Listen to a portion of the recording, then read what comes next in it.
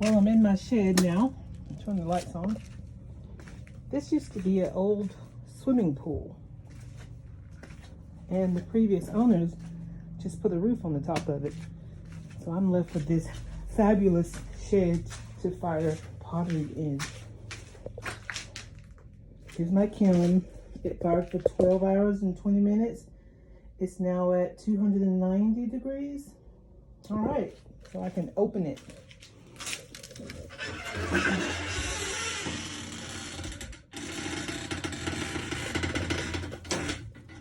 And there you go. Nothing exploded so far on this layer.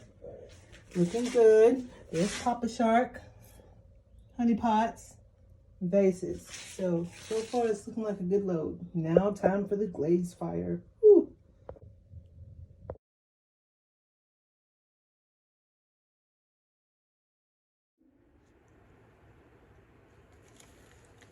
Hey. Guys, I just found this really cool glaze recipe on Pinterest. And they just put the recipe right there. That's the type of blue that I live for. My favorite color is blue, by the way. Look at that. So I'm gonna try to make this glaze. I have several mixed glazes, pre-mixed glazes, commercial glazes, but nothing as vibrant as this. Sometimes when you can't get the color you want that's in your head for a piece, you may just have to make it. So I'm gonna show you how I mix chemicals down here in my art studio, which is now a science lab, science of color, just playing. All right, so let's get to mixing. This recipe calls for 61.5 grams of nepheline cyanite. Got it. It calls for 20.9 grams of strontium carbonate. I don't know why I have, okay. Strontium carbonate. 0.6 grams of ball clay. I have it right here. 7.7 grams of silica. Right there. 3.3 grams of lithium carbonate, which I had just a moment ago. I just want to make sure they're all out.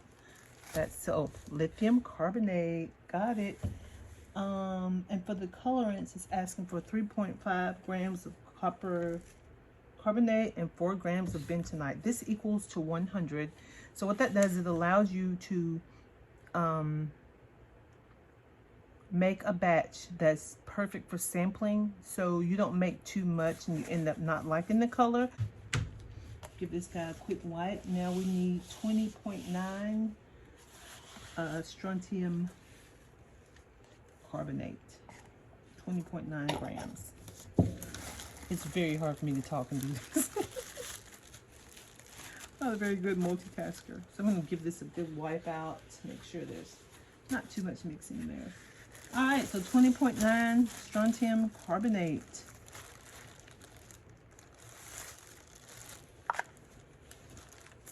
That's 10. And that is 26. Too much.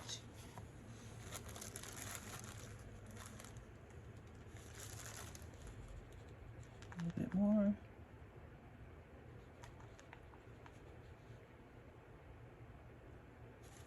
That went all the way up to 16. So let's go take out a little bit at a time. 21. All right, that's 20.9 on the dot. So let's go ahead and dump that. I'm going to close these chemicals back up. Always get in the habit of cleaning up behind yourself immediately, especially dealing with chemicals. All right, so that was our strontium carbonate. Now we need 6.6 grams of OM4 ball clay, which I have right here. All right, quick wipe. I use newspaper because I can just roll it all up and toss it. All right, so 6.6. Let's put this back on here and see if it's carried to 0. Yes, it is. So let's get 6.6 ball clay, 6.6 grams. And that is too much. That's 21. Let's reverse. Let's get the little spoon now.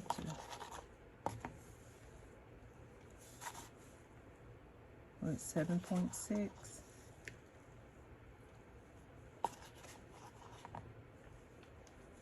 We're at 6.8. We're getting somewhere.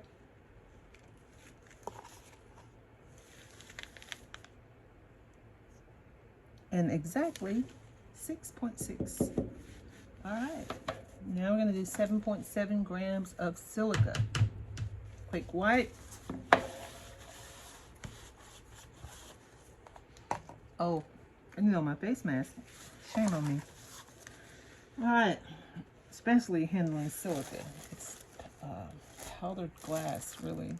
All right. 7.7 grams of silica coming up.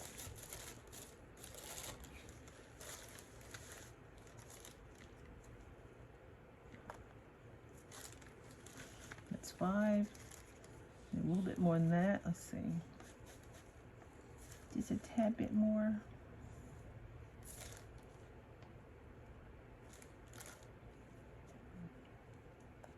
That's going to be a bit much. Yeah, that puts me at 8.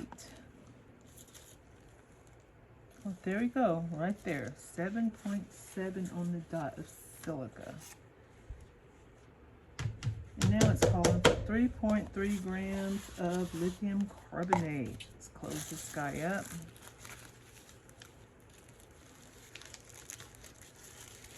I'm going to put those in jars. So 3.3 grams of lithium carbonate. It is tiered at 0. You also want to make sure your bowl is tiered at 0. Unless you know there's no chemicals in there. This guy weighs the tiniest of things. So there's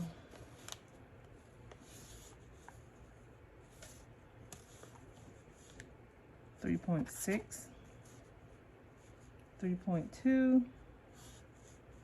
That should do it. 3.3 grams of lithium carbonate. I'm going to pour that in my bowl.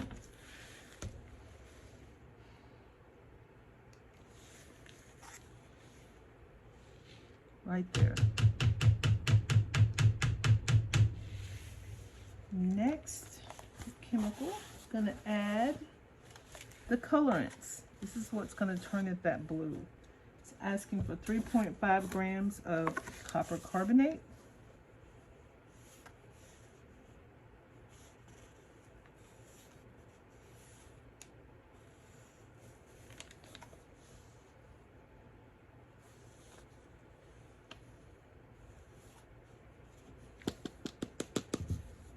Okay, that's a bit much. 4.3, we want 3.5. There's 4.0, 3.6, and right at 3.5. Very good.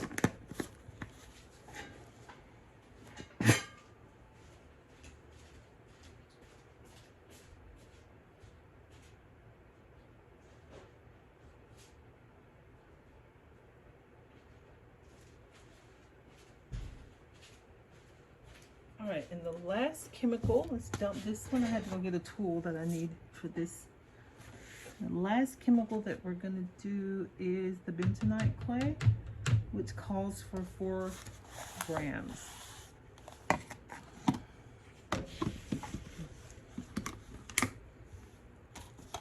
All right, we're almost done with the chemicals. That's 4.5.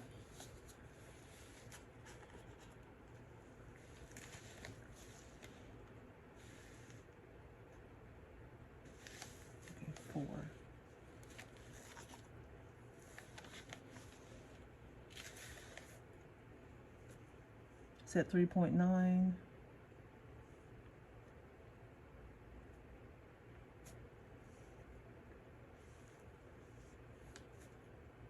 And it's not budging. Oh, went to 4.1. Sometimes it takes a few seconds. 4.0, right on the dot. Let's make sure. Give it a minute.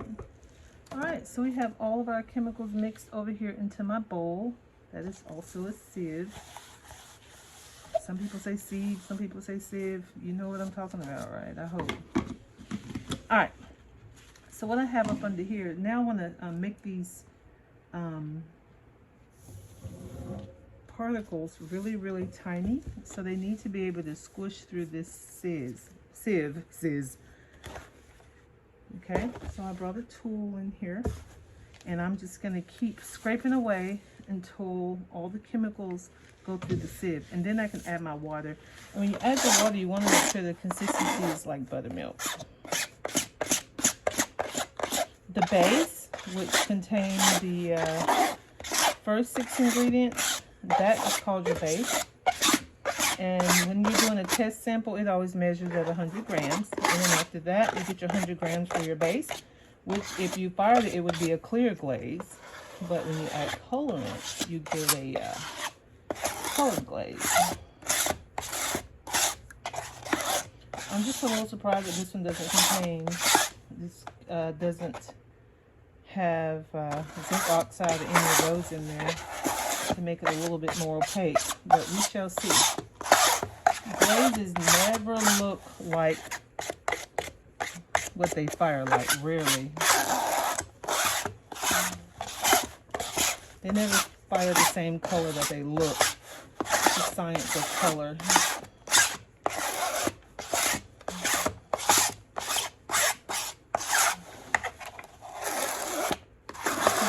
Into some fine particles here, like we're making light and fluffy biscuits. I'm going to make sure you get all your chemicals.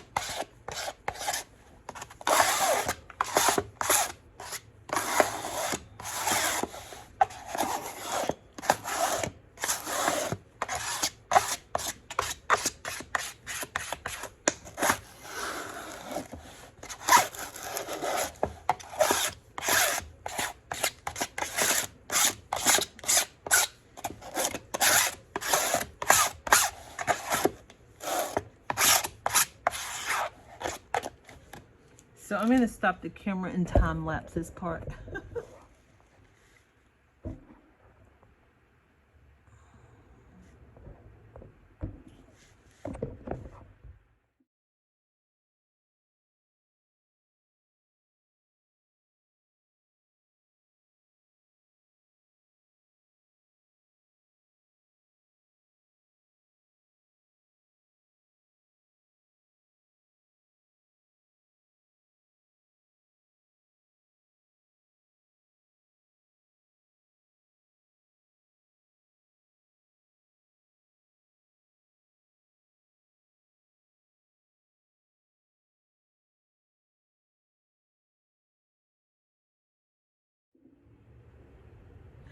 All right, so I'm back.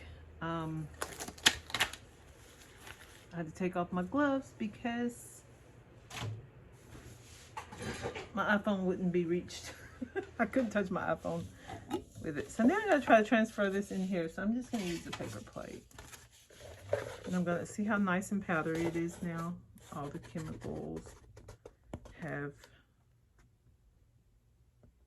been finely ground through the sieve. What I'm going to do is I'm just going to mix it in here, so in case I waste some, I can just pick it up. Need that plate to crack just a little. So there we go. I'm going to close it up tight here.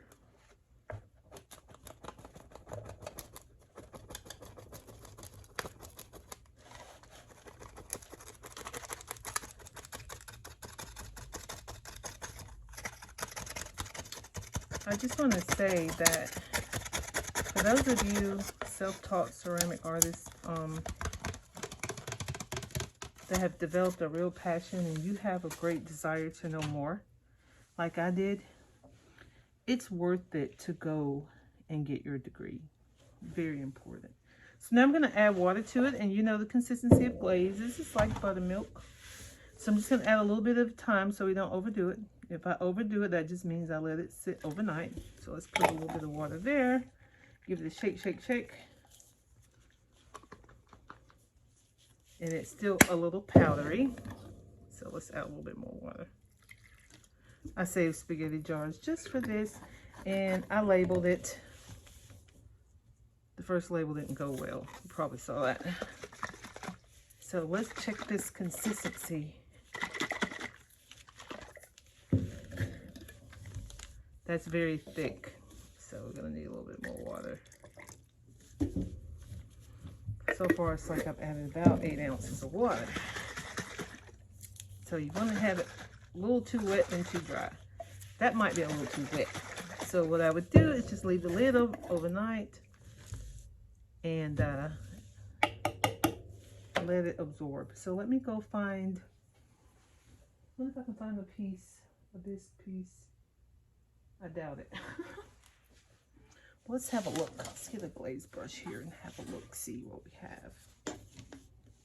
Use the bowl I was using earlier, wet it a little bit. And let me just check this out. I'm going to go all down in there, check to make sure it mixed up great.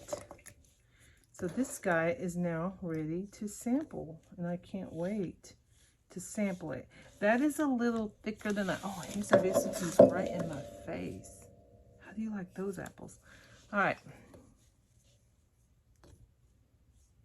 All right, so that's one coat.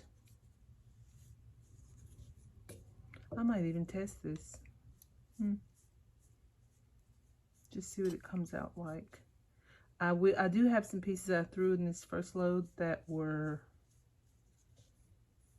absolutely amazing. Nothing has blown up so far. I didn't see the other layers yet, but so that's a brush coat. You know, you can also pour if you want to make larger batches. You use more chemicals. You just take that solution and you multiply it by how many times you want to make it. So if it's 61.5 nepheline cyanide, you'll multiply that times 10. And when you get that number, that's how much you weigh out to make bigger batches. So this right here is a little bit like half a pint. So that is a very nice glaze. I thought it would need more water, but it doesn't. It's chemicals. That bisque is drinking that up. So I put on several layers. Whenever you glaze, you want to glaze horizontally and vertically, just to make sure you don't have the strokes, especially if you're brushing. If you're pouring, then you know you would pour, make sure it touches everything, and then dump it back in there. Just watch your edges. Whatever touches the kiln, you know, can't touch the bottom. I mean, you can't glaze where the kiln is going to touch. Sorry, wording.